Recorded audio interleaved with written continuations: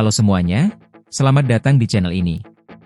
Hari ini kita akan membahas sebuah isu yang sangat sensitif. Mengapa Amerika Serikat masih menahan Ukraina untuk tidak menggunakan rudal jarak jauh menyerang Rusia, padahal Kiev sudah berkali-kali meminta izin. Di balik keputusan ini ada drama politik besar di Washington, keterlibatan Pentagon, serta sikap Donald Trump yang tanpa penuh perhitungan. Perang Rusia-Ukraina sudah memasuki tahun ketiga.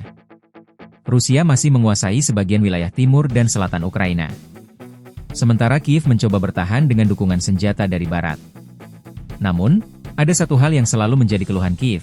Mereka tidak boleh menggunakan rudal jarak jauh buatan AS, seperti ATACMS, untuk menyerang jauh ke dalam Rusia.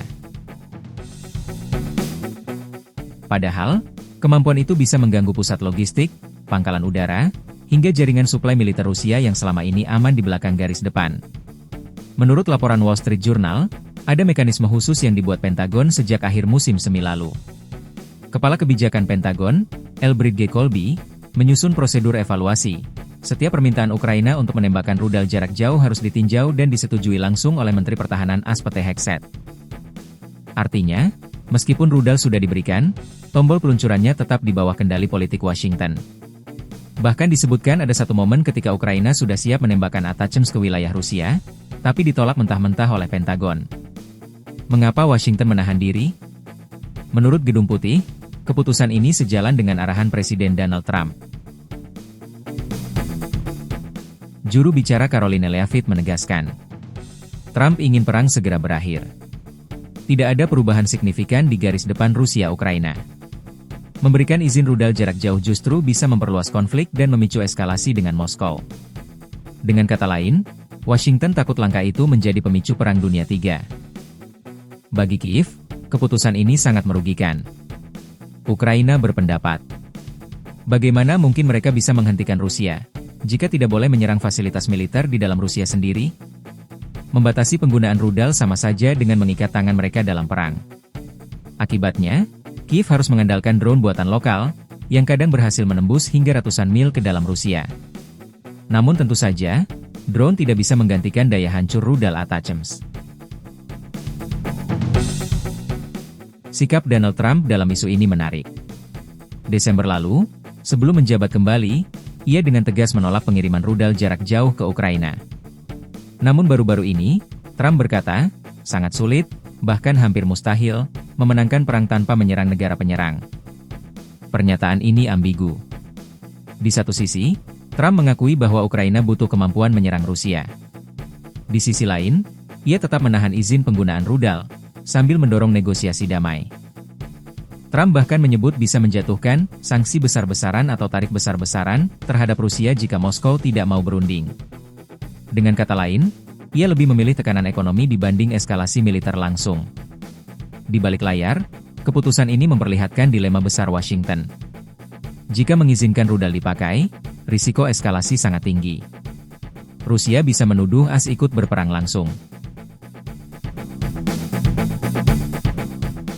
Jika tetap melarang, Ukraina bisa melemah, bahkan mungkin kalah perang dalam jangka panjang. Ini ibarat Washington sedang menyeimbangkan diri di atas tali tipis, antara mendukung Ukraina dan menghindari konfrontasi langsung dengan Rusia. Dari sisi Moskow, isu ini sangat krusial. Kremlin sudah berkali-kali memperingatkan bahwa jika AS memberi Ukraina izin menembakkan rudal jauh ke dalam Rusia, maka itu dianggap tindakan agresi langsung. Rusia bisa saja membalas dengan menyerang lebih luas, bahkan menyiapkan opsi nuklir taktis. Karena itulah, setiap keputusan kecil di Washington, dampaknya bisa mengguncang stabilitas global. Banyak analis menilai Trump ingin keluar dari perang Ukraina dengan cara transaksional. Ia tidak ingin AS terus mengucurkan miliaran dolar bantuan militer.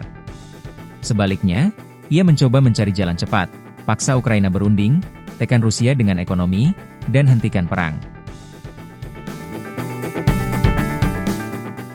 Namun, strategi ini berisiko. Jika Ukraina dipaksa berhenti tanpa kemenangan, maka Rusia dianggap menang, dan itu bisa mengubah peta keamanan Eropa. Pertanyaannya, kemana arah konflik ini? Ada beberapa kemungkinan. Trump terus menahan izin rudal, dan Ukraina harus bertahan dengan drone serta senjata jarak pendek. Izin akhirnya diberikan terbatas, misalnya hanya untuk target militer di perbatasan Rusia. Negosiasi damai dipaksakan, Meski itu mungkin berarti Ukraina kehilangan sebagian wilayahnya. Semua skenario ini masih terbuka. Keputusan Pentagon dan Gedung Putih menahan penggunaan rudal jarak jauh oleh Ukraina adalah contoh nyata bagaimana politik lebih menentukan daripada militer.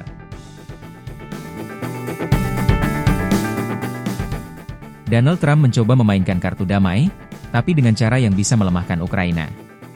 Sementara Moskow menunggu dengan penuh kewaspadaan, siap memanfaatkan setiap celah. Pertanyaan besarnya adalah, apakah kebijakan ini akan mengakhiri perang? Atau justru membuat Ukraina semakin sulit bertahan? Itulah pembahasan kita tentang dilema besar antara Ukraina, Pentagon, dan Donald Trump dalam penggunaan rudal jarak jauh. Bagaimana menurut kalian? Apakah AS benar melakukan langkah bijak dengan menahan izin, atau justru mengkhianati sekutunya?